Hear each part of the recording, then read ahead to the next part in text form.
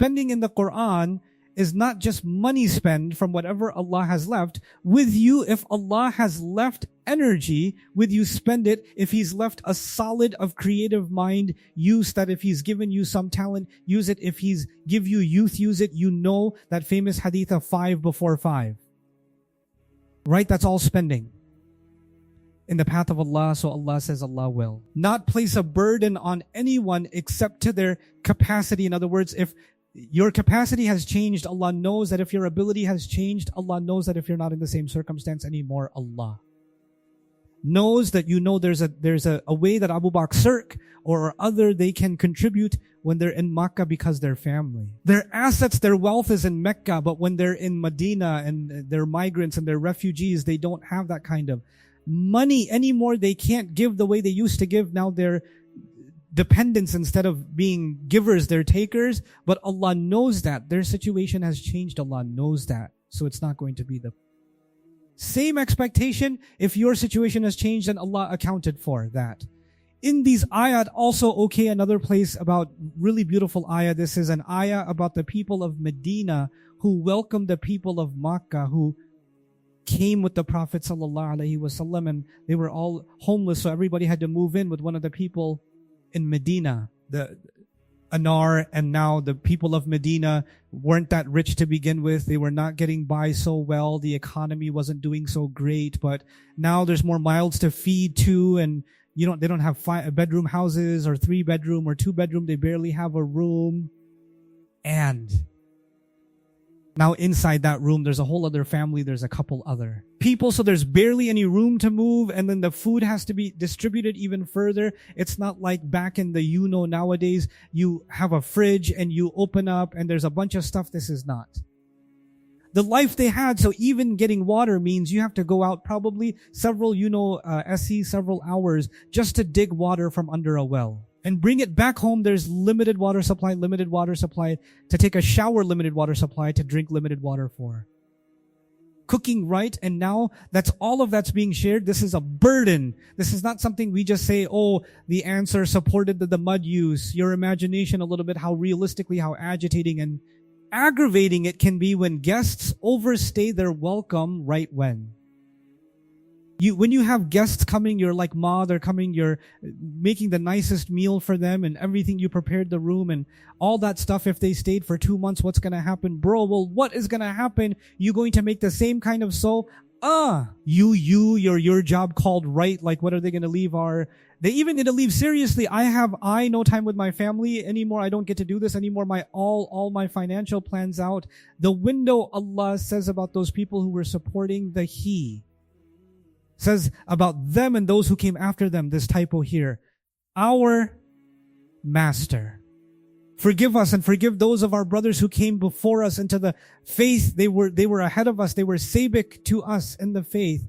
Don't put ill feelings, don't allow bad feelings to come into our hearts for those who believe. You see the placement of that dua. Now you see why they are saying don't let bad feelings come into our hearts, because they're the ones hosting them. They're the ones that are starving because of their arrival, so you can start to develop some bad feelings, right? So you're the compassionate one, you're the empathetic one, and you're the one that shows all love and care. It's as if they're saying, Ya Allah, you have those qualities. I need some of those qualities in me to be able to live up to this. So that's a dua for the. Now actually this is going to lead into the next ayah discussion. So I'll tell you now. So when Islam spread and Makkah was conquered, this is another time in history the Prophet, right, Wasam. Islam spread, Makkah was conquered, and there was a bunch of people now coming into Islam, right? Legions of people are now becoming Muslim. These people have not had Islamic education, if you will. They haven't sat in the company of the Prophet ﷺ or the Sahaba. They haven't really learned how to pray yet. They don't know the manners of Islam, the etiquette. They don't know much of that stuff. They're just, everybody's joining. So they joined the wave and they accepted Islam so clearly. They felt that there's a difference between them and all these people that were sab to them. So some of them started feeling like, well, okay, all the hard part. Is already done. These people made all the sacrifices to make Islam victorious. We're just reaping the benefit of being Muslim afterwards. But how do we get close to Allah? Like, what do we do to feel closeness to Allah? Because they did all the stuff that Allah really appreciates, and they came so close to Allah, and Allah is so close to them. I want to feel that. So this ayah is about those people among the Bedouin, is somebody who believes in Allah and the last day, and he takes whatever contribution he makes like. This person gives whatever charity they can give. They consider that a way of getting steps closer towards Allah, and to get the prayers from the Prophet E.T., like the Prophet will make dua for me, sallallahu alaihi wasallam. He'll acknowledge me and I'll get closer to Allah by giving whatever contribution I can. Allah says you should all know it is a way for them to get close. It is a way for them to get close. So the reason I cited this ayah is because they feel bad that they're not sa. And because they're not, look at the literal image, the first people to come are literally closest to Allah, because you're the first to come if.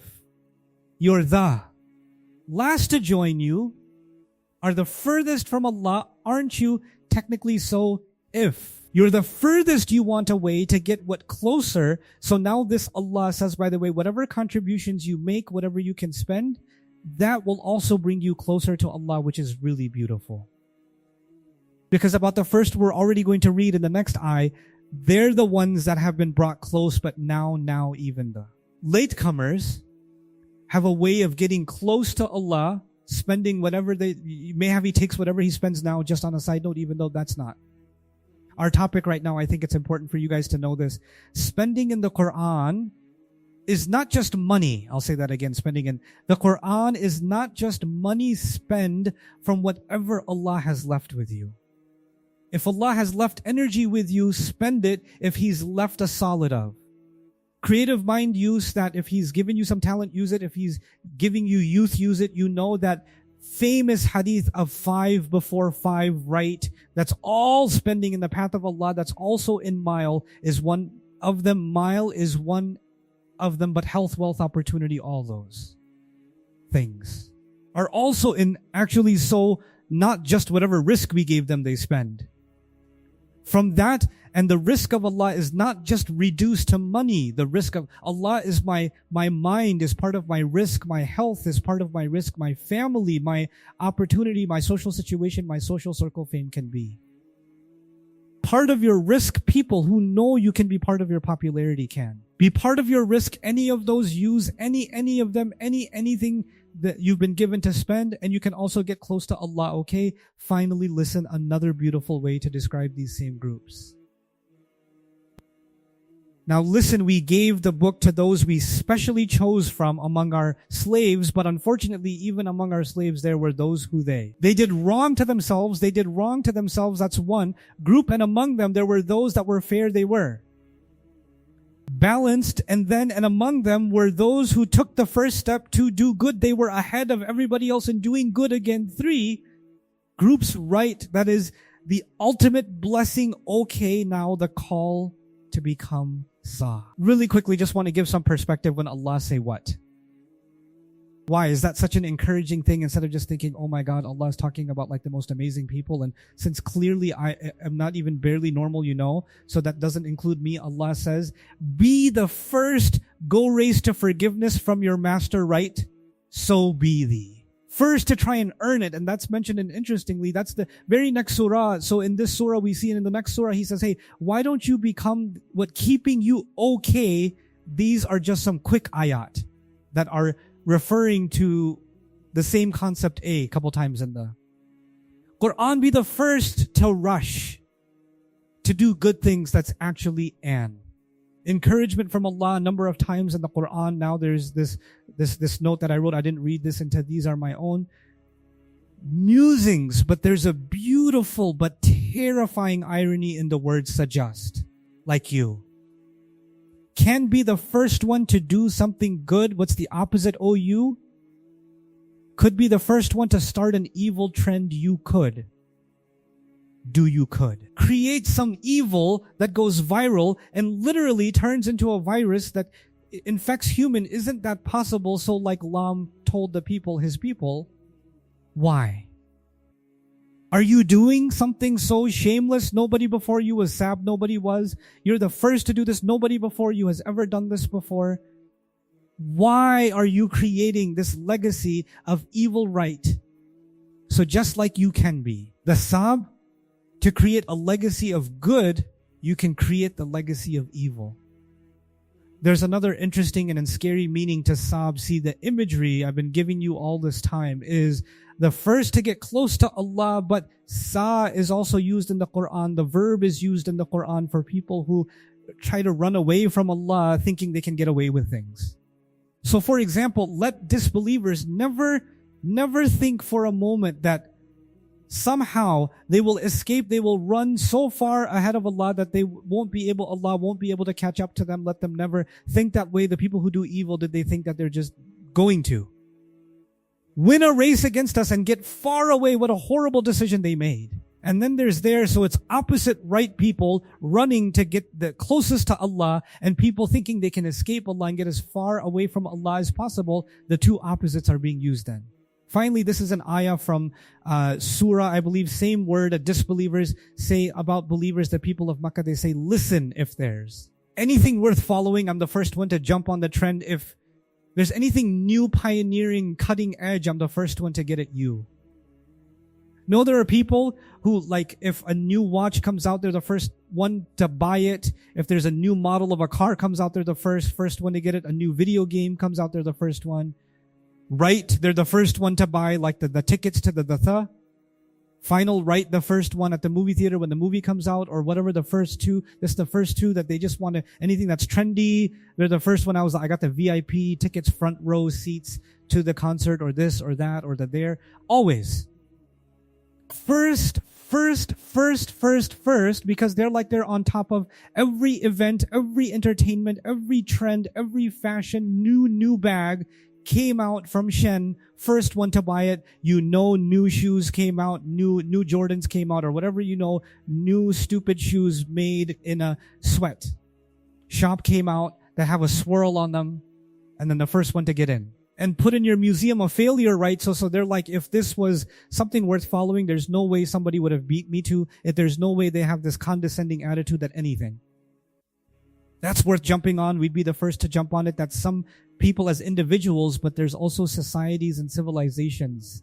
Like European civilization developed this notion that they have what's called the white man's burden, right? So that the idea was that they have been gifted by God to be superior to all other nations, and therefore they have to be the ones to pioneer and bring the rest of the savage world to civilization, right? So there's no way that the Chinese civilization or the Persian civilization, the Ethiopian civilization, or none of these civilizations can ever have anything that was a step ahead of us. We're the ones that are going to give them. They can't possibly give anything to us. We will always be the Sabiq and all things worthy of being followed, you understand. So the kuffar, the elite of Makkah, the elite, the very rich and wealthy and powerful, because they're the first in everything they're considered. Number one, they looked at the Muslims and said, if this was any good, there's no way they would have been ahead of us in this. They wouldn't have been Sabiq to us, because their idea of Sab is that which makes them more recognized in the eyes of people. All the examples I just gave. You first tickets, first concert tickets, first bag, first all of that's to show off. None of that's actually for yourself, whether you're the first one to buy the ticket or the last one, whether you wear those shoes or not wear those shoes. Actually, you will feel no sense of fulfillment unless you post about it, unless you show off about it, unless you have somebody else to put this on display too. It's never about you, it's always about someone else, and that's the fundamental difference between the Sa'dat are believers and the Sab that are not the Sa that are believers. They make everybody else's attention irrelevant, whether somebody's watching, appreciating, liking, disliking, praising, condemning, irrelevant. Because I just want to get ahead. I have Allah in front of me, and it is good enough for me. Anybody else, before they jump on, they're like, oh my God, I'm going to be so viral because I'm the first one on here. Everybody's going to look at me, right? And this obsession with eyes on me is the world we live in now. Isn't it? It's the new currency. Unless if there are no eyes on you, if you're not, your content isn't going up, your picture isn't being liked and hearts and whatever, if that's not happening, then do you even exist? What worth are you, right?